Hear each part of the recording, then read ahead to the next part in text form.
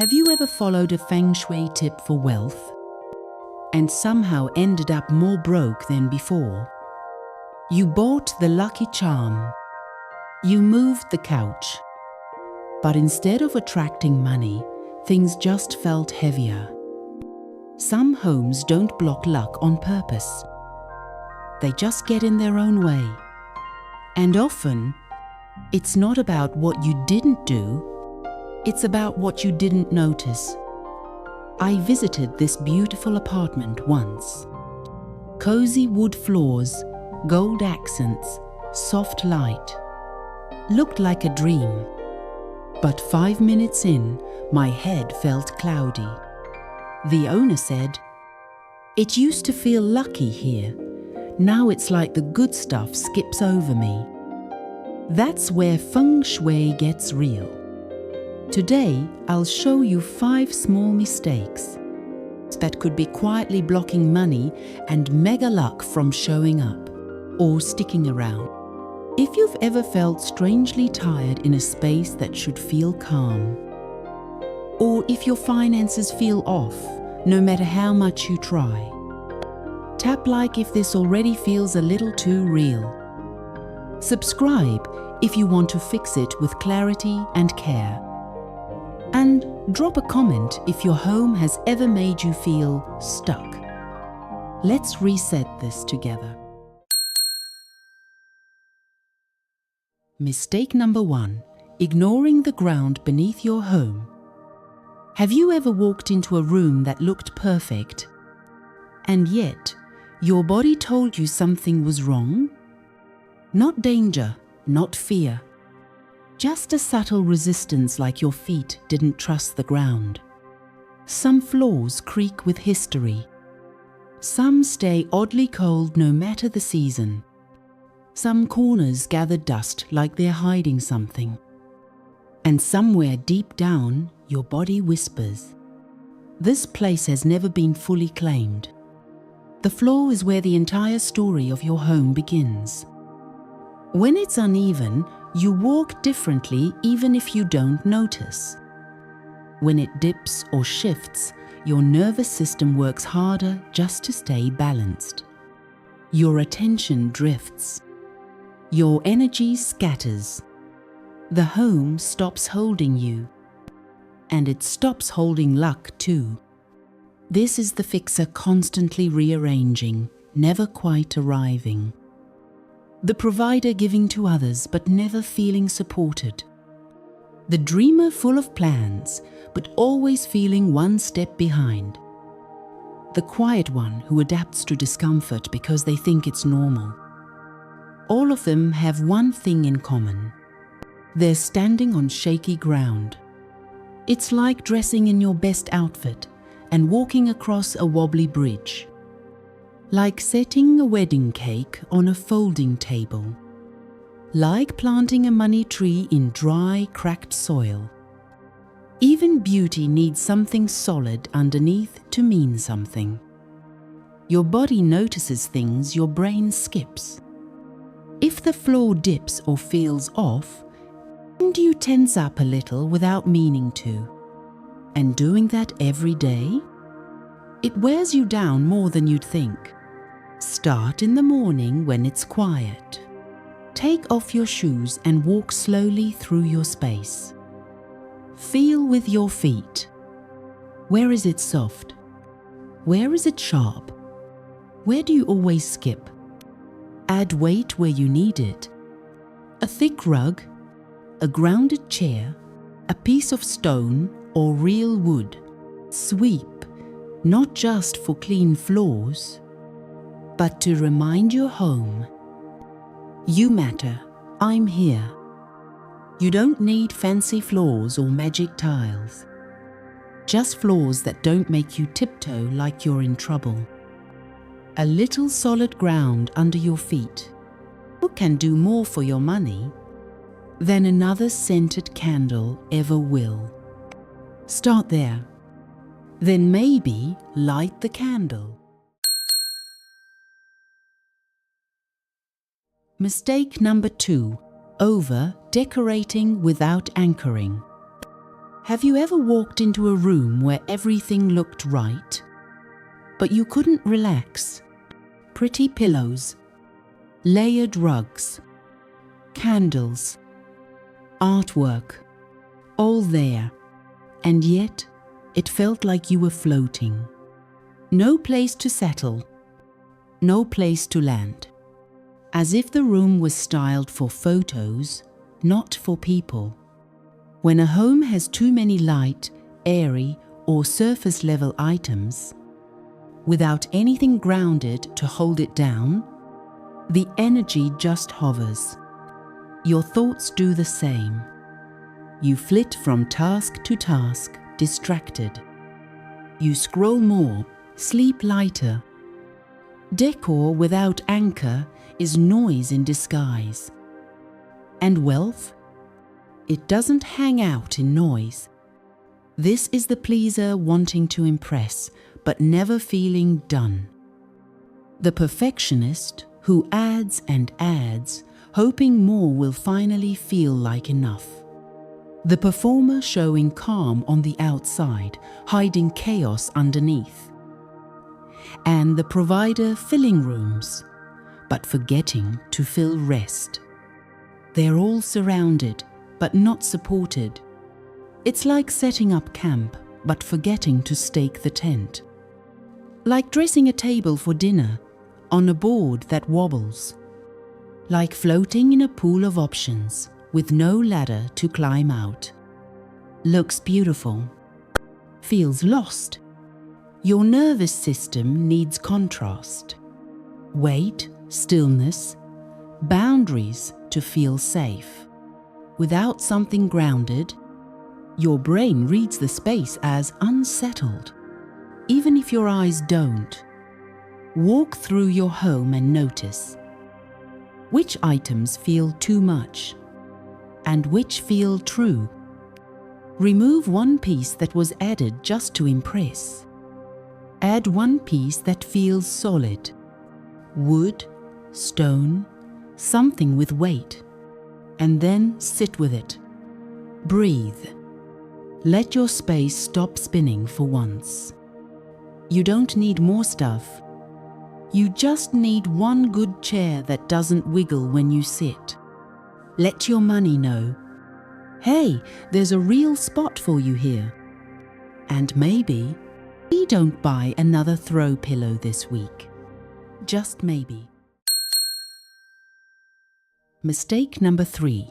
Using slick, shiny, or floating floors. Have you ever walked into a home and thought, wow, this floor is beautiful, and then instantly watched your step? The surface gleamed like a mirror, but your feet felt unsure, and suddenly, even standing still took more effort than it should. Shiny floors reflect light, but they don't hold it. They bounce energy instead of absorbing it. They look luxurious, but they rarely feel grounded. And when the floors feel slick, the energy of the home becomes slippery too. Ideas, focus, and yes, even wealth struggle to stay. This is the achiever chasing polished perfection, but never feeling at ease.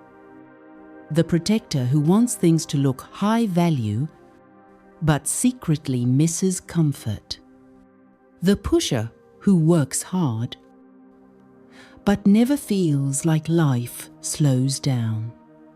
They live in a home where beauty slides and rest doesn't stick. It's like walking through a museum where nothing's meant to be touched. Like living on a dance floor when all you want is a nap. Like trying to build a fortune on ice. It might sparkle, but it won't hold you. Slick surfaces overstimulate the visual system, and floating floors can trigger physical tension.